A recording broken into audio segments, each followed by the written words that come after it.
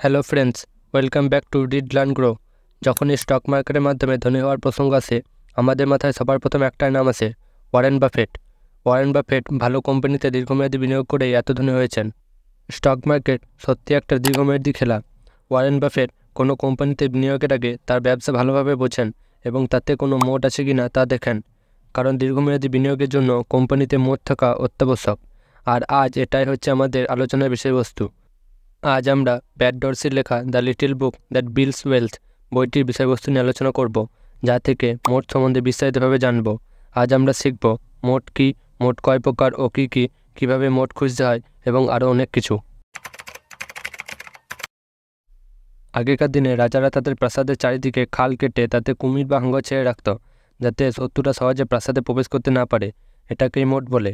ঠিক একইভাবে বর্তমানে কিছু কোম্পানি তাদের ব্যবসায় নানা ধরনের মোট বা অ্যাডভান্টেজের সৃষ্টি করে, যার কারণে ওই কোম্পানিটি তার প্রতিদ্বন্দ্বী কোম্পানিগুলি থেকে এগিয়ে থাকে এবং প্রতিদ্বন্দ্বী কোম্পানিগুলি থেকে বেশি লাভ উৎপন্ন করে।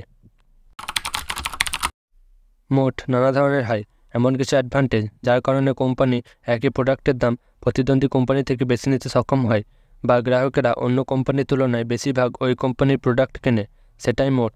কোম্পানির মধ্যে থাকা কিছু মোট হচ্ছে intangible assets, switching cost, network effect এবং কস্ট অ্যাডভান্টেজেস।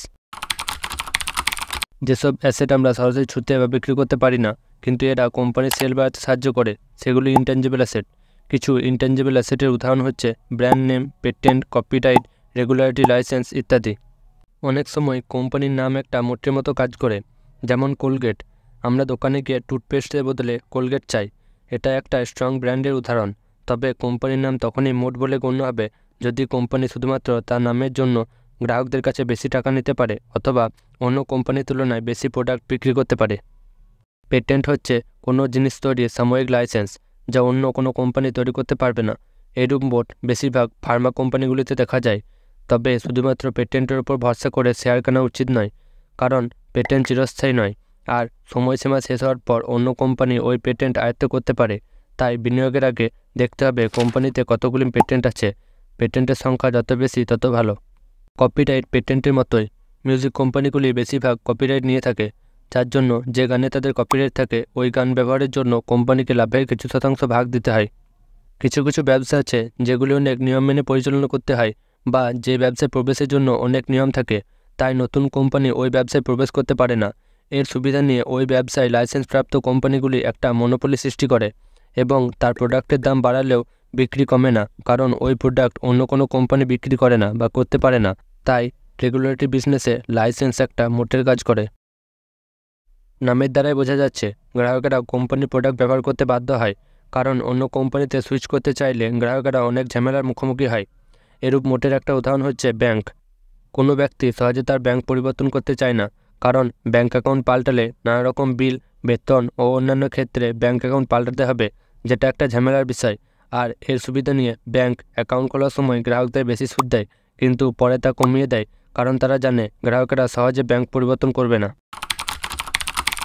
নেটওয়ার্ক ইফেক্ট কোম্পানিকে নতুন গ্রাহক পেতে সুবিধা করে, কারণ বেশিরভাগ লোক ওই কোম্পানির সার্ভিস বা প্রোডাক্ট ব্যবহার করে থাকে। উদাহরণ হিসেবে অন্য অনেক সোশ্যাল মিডিয়া অ্যাপ থাকা সত্ত্বেও আমরা হোয়াটসঅ্যাপ, ফেসবুকই ব্যবহার করি, কারণ আমাদের বন্ধু আত্মীয়রা এগুলি ব্যবহার করে। এটাকেই নেটওয়ার্ক ইফেক্ট বলে। নেটওয়ার্ক ইফেক্ট বেশিরভাগ অনলাইন বিজনেসগুলিতে দেখা যায়। কোম্পানি যদি তার প্রোডাক্ট কম খরচে গ্রাহকদের কাছে পৌঁছে দিতে পারে, তাহলে তা কম দামে বিক্রি করতে পারবে, যার ফলে অন্যান্য কোম্পানির তুলনায় সেলস বেশি হবে, বা খরচ কম হলে কোম্পানির প্রফিট মার্জিন বেশি থাকে। বড় বিতরণ নেটওয়ার্ক খরচ কমাতে সাহায্য করে। কোনো কোম্পানির বড় বিতরণ নেটওয়ার্ক থাকলে নতুন প্রোডাক্ট একই খরচে সব গ্রাহকদের কাছে পৌঁছে দিতে পারবে। কোম্পানি আরও নানাভাবে তার খরচ কমাতে পারে। কোম্পানি তার খরচ যত কমাতে পারবে তার প্রফিট মার্জিন তত বেশি হবে, এবং একই সাথে তার প্রতিদ্বন্দ্বীদের থেকে সস্তায় প্রোডাক্ট বিক্রি করতে পারবে, যার ফলে সেল বাড়বে। তাই কস্ট অ্যাডভান্টেজও একটা মোট।